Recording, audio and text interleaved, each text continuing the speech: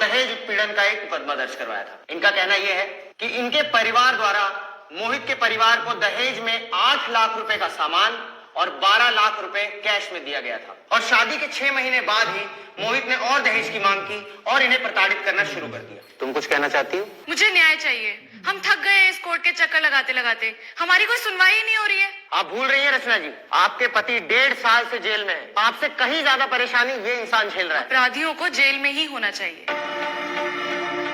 देखिए, जब तक आरोप सिद्ध नहीं हो जाता अदालत इन्हें अपराधी नहीं मान सकती। मेरी भी ऑनरेबल कोर्ट से यही अपील है मिलॉर्ड कि बिना अपराधी सिद्ध हुए मेरे मौकिल मोहित सिंह जी जो हैं वो 1.5 साल से सलाखों के पीछे बंद हैं। मैं कोर्ट से ये कहना चाहता हूँ कि इनकी बेल ग्रांट की जाए। That's all. जब तक ये निर्दोष साबित नहीं हो जाते तब तक इनकी बेल ग्रांट नहीं हो सकती। मिलॉर्ड, इस आदमी को बिल्कुल भी बेल ग्रांट नहीं होनी चाहिए। इससे मुझे और मेरे पूरे परिवार को खतरा है।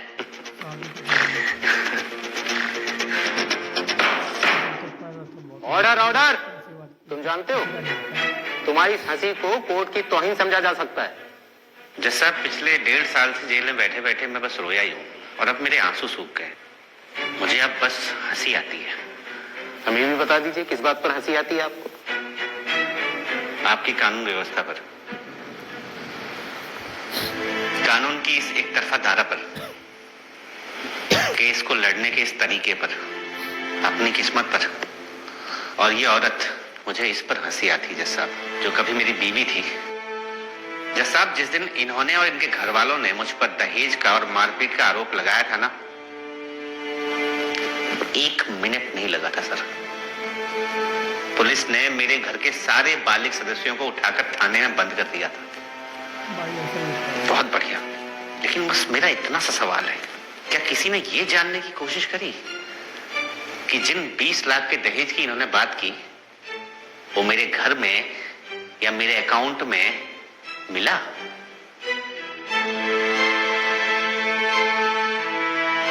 नहीं की जज साहब। इसका मतलब साफ है कि हम वो सारा पैसा, सारा दहेज डकार गए थे। चलिए डकार गए थे, लेकिन फिर भी इनके पिता के पास वो सारे सामान का बिल, वो 12 लाख के ट्रांजैक्शन की कोई रिसीट है? क्या अदालत ने या पुलिस ने ये जानने की कोशिश करी? नहीं जज साहब। और अगर ये बात सच है तो आज ही इनसे, इनके पिताजी से, इनके घर वालों से कहिए कि वो 8 लाख के दहेज के सामान का बिल और वो 12 लाख के ट्रांजैक्शन की रिसीट ला कर दें। लेकिन ये दे नहीं पाएंगे जज साहब, क्योंकि दिया होता तो होता ना। ये केस न जज साहब सिर्फ हवाई बातों पर लड़ा जा रहा है। मुझे इस बात पर हंसी आती है। जज साहब, मैं मानता हूं कि दहेज उत्पीड़न होता है और सारे आदमी सही नहीं होते, लेकिन कुछ औरतें भी गलत होती हैं जो आंसू निकालकर, मासूमियत दिखाकर और इस एक तरफा दहेज कानून की आड़ में किसी की जिंदगी को नरक से बदतर बना देती हैं।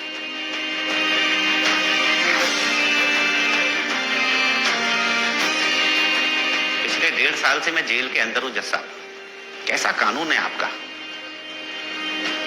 एक तरफ आप मुझे कहते हैं कि मैं अपराधी घोषित नहीं हुआ हूं, लेकिन फिर भी अपराधी की तरह जेल के अंदर बंद हूं। सोचिए, कल अगर इनका लगाया सारा आरोप झूठा हो जाता है और मैं बेगुनाह साबित हो जाता हूं, तो क्या मेरे 1.5 साल मुझे वापस मिल जाएंगे? नहीं मिलेंगे जज साहब। मेरी नौकरी गई, समाज से मेरी इज्जत गई, मेरे घर वाले आज मुंह छुपाए घूम रहे हैं। क्या वो सब मुझे वापस मिल जाएगा? नहीं मिलेगा जज साहब। चलिए, वो मिले ना मिले, लेकिन जो आरोप इन्होंने मुझ पर लगाया है 20 लाख के दहेज का, उसका बिल तो मिलना चाहिए ना जज साहब।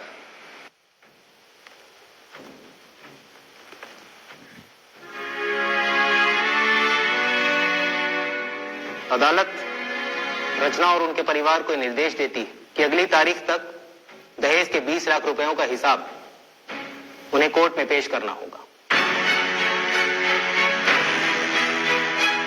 वरना कोर्ट के साथ खिलवाड़ करने और दहेज कानून का गलत इस्तेमाल करने पर उन्हें उतना ही समय जेल में बिताना होगा जितना उनके पति मोहित ने जेल में बिताया।